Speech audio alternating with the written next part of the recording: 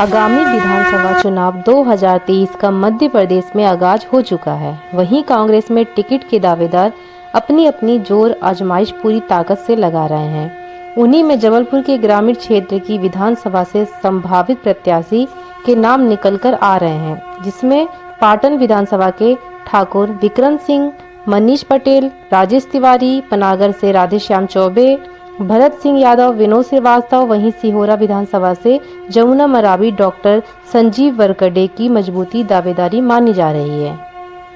आप देख रहे हैं आर राष्ट्रीय न्यूज चैनल।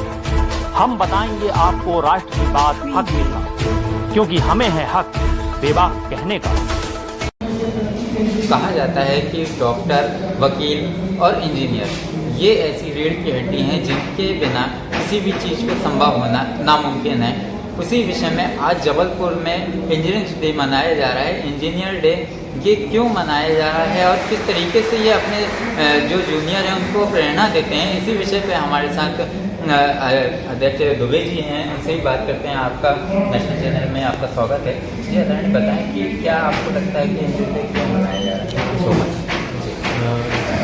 इंजीनियर्स डे जो हमारा है वो हर साल 15 सितंबर को मनाया जाता है, और इसका मनाने का बेसिक रीज़न ये है कि हम सर विश्वेश्वरैया जी की जन्म जयंती को सेलिब्रेट करते हैं इंजीनियर्स डे के रूप में, क्योंकि वो एक सिविल इंजीनियर्स थे और उनको 1955 में भारत रत्न की उपाधि दी गई थी। इंजीनियर्स डे को मनाने के पीछे हमारा मेन रीज़न उनके जन्म दिवस को मनाना है और आने वाली जनरेशन को ये बताना है कि सिविल इंजीनियरिंग या इंजीनियरिंग विधा एक ऐसी है जो कि शहर विकास और देश के हित में एक महत्वपूर्ण कार्य करती है। तो इस विषय पे सारे लोगों को हम लोग जागृत करते हैं इंजीनियरिंग विधा के। इस विधा में क्या क्या प्रमुखताएं बताई जाती हैं? सिविल इंजीनियरिंग जो बेसिक इसकी कोर ब्रांच है, सिविल इंजीनियरिंग बेसिक एक ऐसी ब्रांच है जो इंफ्रास्ट्रक्चर डेवलपमेंट के लिए जानी जाती है। आज कहीं भी हम विकास की यदि बात करते हैं तो आप ये मान के चलेंगे कि यदि किसी भी देश का यदि विकास होना चाहिए तो वहाँ बांध होने चाहिए, वहाँ पे ब्रिज होने चाहिए, वहाँ फ्लाईओवर्स होने चाहिए, अच्छा पानी होना चाहिए जो हमें पीने योग्य हो, और अच्छी सॉइल स्ट्रेटा होना चाहिए, बड़ी बिल्डिंग्स होनी चाहिए, फैक्ट्रियाँ होनी चाहिए, एक पूरा इंफ्रास्ट्रक्चर डेवलपमेंट होना चाहिए। और ये सिविल इंजीनियरिंग ऐसी मेन कोर ब्रांच है जो कि इन सभी विधाओं को पूरा करने में सहयोग प्रदान करती है। मान्यता है कि जो अभी इसमें जो मटेरियल लगता है उस मटेरियल भी कुछ ज़्यादा ही महत्वपूर्ण होता है कि किस तरीके का मटेरियल लगना चाहिए। सिविल इंजीनियरिंग में हर विधा के लिए मटेरियल प्रिस्क्राइब्ड है जी। मैं बेसिकली एक स्ट्रक्चर कंसल्टेंट भी हूँ, तो जब कभी भी हम लोग कोई एक बड़ा स्ट्रक्चर डिज़ाइन करते हैं तो उसमें कंक्रीट की स्ट्रेंथ बहुत मायने रखती है, लोहे की क्वालिटी और लोहे का संरक्षण जितना उसमें लगता है लोहा वो बहुत मायने रखता है। ये सारी चीज़ें एक डिज़ाइन पार्ट में आती हैं।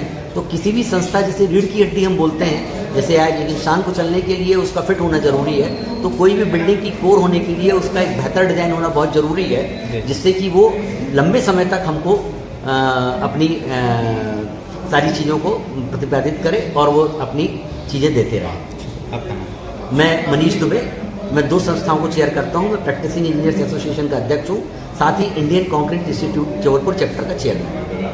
जी, जैसा कि आपने सुना कि मनीष दुबे जी जो कि अध्यक्ष हैं, उन्होंने ही जानकारी दी कि किस तरीके से इंजीनियरों के क्या कार्य होते हैं और किस तरीके से वो जमाने को वो सभी लोगों को अपनी इंजीनियरिंग से और स्ट्रक्चर से और अपने एक ऐसा आवाज़ देते हैं, एक ऐसा प्रमुखता देते हैं जिससे कि लोग वहाँ रहवास करते हैं और अच्छे से रह सकते हैं। कैमरा पर्सन सुनील के साथ वीरेंद्र सिंह की रिपोर्ट।